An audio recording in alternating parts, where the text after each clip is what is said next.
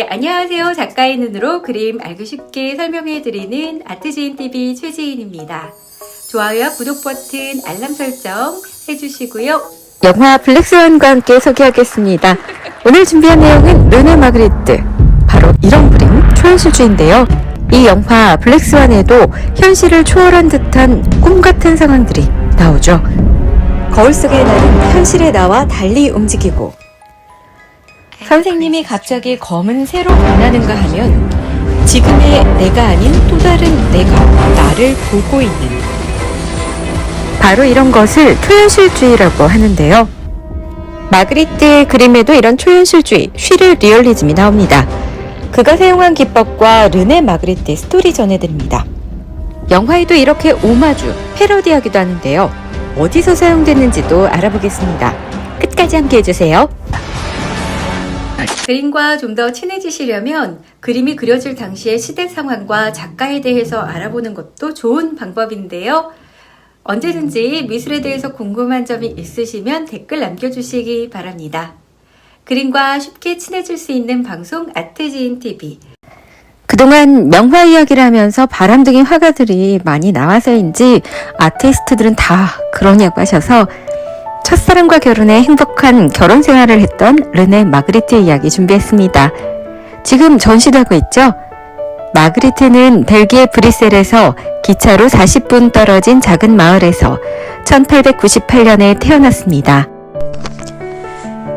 그의 아버지는 양복재단사였고 어머니는 모자가게를 운영했는데요. 그는 어린 시절 요람 가까이 이상하게 서있던 거대한 나무 상자나 가죽옷을 입고 헬멧을 쓴 두 사람이 풍선을 타고 자기 집 위에 도착한 것 등을 기억한다고 떠올렸습니다.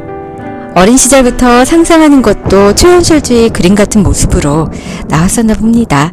사실 말이 안 되는 얘기잖아요. 특히 그 시절에는 친구들과 놀다가 공동묘지에서 그림을 그리는 화가를 보기도 했다는 기록이 있는데요. 작가가 그런 데서 그림을 그릴 리가 없겠죠. 네, 기록을 보면 마그리트는 그 시절 그림을 그리는 것이 마술처럼 느껴졌다고 합니다. 어쩌면 꿈 같은 이런 일들은 마그리트의 그림과도 어버립되고 있는데요. 마그리트의 그림을 설명할 때는 그의 어머니가 자살한 이야기가 이어지곤 합니다. 마그리트가 14살이던 어느 날, 그의 어머니는 한밤중에 아무도 모르게 집을 나갔고 강가에서 잠옷을 입은 모습으로 익사한 채 발견됐습니다. 마그리트의 그림 기억을 보면 눈을 감고 있고 고요한 표정의 하얀 속고상에 피가 나고 있습니다. 얼굴의 반은 하늘빛이 비추고 있고 다른 반쪽은 짙은 자줏빛 커튼을 배경으로 한 어두운 그림자로 대비되는 상황을 보여주고 있습니다. 빛과 그림자, 어쩌면 그는 삶과 죽음, 그리고 하늘나라를 상상하면서 그렸던 것은 아닐까요? 석고상 옆에는 공이 있는데요. 르네 마그리트의 그림 속에는 다양한 모양의 공이 등장합니다. 마그리트는 어머니가 자살할 때 소리가 들렸다는 말 방울에서 공의 모티브를 따왔습니다. 그러니까 이 공이 말 방울을 의미하는 겁니다. 그 당시 교통수단이었던 말의 목에는 방울이 달려 있었는데 방울은 그런 과거의 소리를 회상하게 하며 그의 작품에서 종종 등장합니다. 프로이트는 작가의 영혼에 큰 영향을 끼친 과거사를 중요하게 여기고 이를 면밀히 살펴보는 것이 중요하다고 말합니다.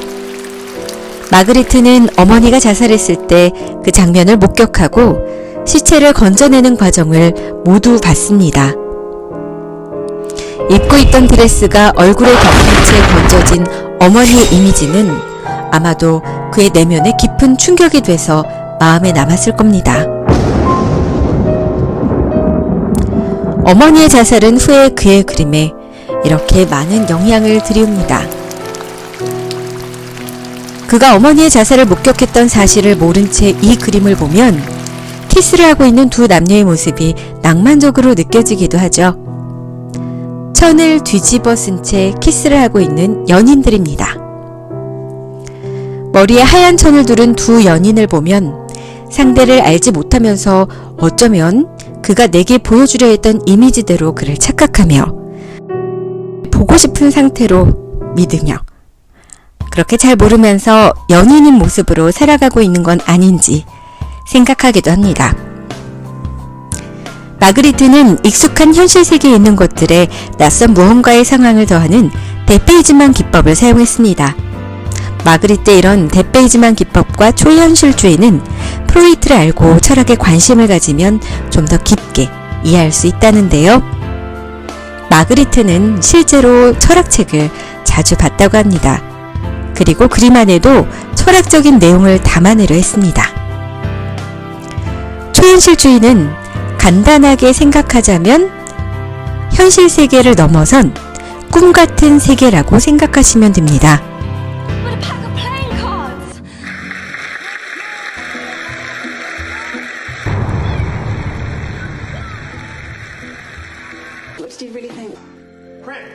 하늘에서 남자들이 비가 내리는 것처럼 내리기도 하고 거울을 보고 있는데 거울 안에는 뒷모습이 보이기도 합니다.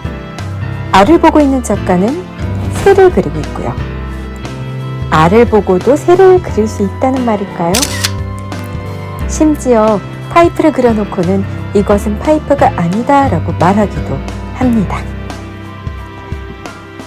바로 이런 것들, 즉 슈르 리얼리즘이 초현실주의를 말하는 것처럼 데페이즈망은 추방하는 것이란 뜻으로 원래 있던 자리에서 추방해서 식탁 위에 있어야 할 사과를 머리 위, 공중에 떠있게 하거나 방 안 가득 커지게 만드는 거죠. 마치 꿈처럼요. 너무나도 잘 아는 것일지라도 그것이 놓여있던 자리가 아닌 생각하지도 못한 장소에 놓이게 되면 평소와는 달리 색다르게 보이기도 하고요. 별 생각 없던 무언가에 대해서 신선하다고 느끼기도 합니다. 익숙함을 넘어선 새로운 발견이죠. 늘 파이프라고 생각했던 파이프를 그려놓고 파이프가 아니라고 써놨다면 아무래도 뭔가 생각을 하게 되지 않나요? 여러분은 지금 작가의 눈으로 그림 알기 쉽게 읽어드리는 아트지인 TV와 함께하고 계십니다. 궁금하신 점 있으시면 댓글 남겨주시고요. 좋아요와 구독 버튼 그리고 알람 설정까지 해주시면 미술과 친해지시는데 조금 더 도움이 될 거예요. 초현실주의의 선구자인 시인 루트레아몽의 시 잠깐 읽어드리겠습니다. 재봉틀과 박쥐우산이 해부대 위에서 뜻하지 않게 만나듯이 아름다운. 조금 이상한가요? 여신과 우산이 해부대 위에서 우연히 만난 것처럼 아름답다. 이런 글도 있는데요. 어떠세요? 말이 안 되는 상황을 꿈에서 꿨는데 어색하진 않지만 꿈에서 깨어나 보니 신기하네 라는 느낌을 주죠. 놀랬어? 다시 마그리트의 이야기로 돌아와 어머니의 죽음 이후 마그리트의 아버지는 삼형제를 데리고 샤를로아로 이사했습니다. 그곳에서 마그리트는 조르제트 베르제를 만났습니다. 이후 그와 그녀는 10년간 연인이 됩니다. 그는 샤를로아에서 학교를 다니다 브리슈엘의 미술학교인 아카데미드 보자르에 들어가게 되는데요.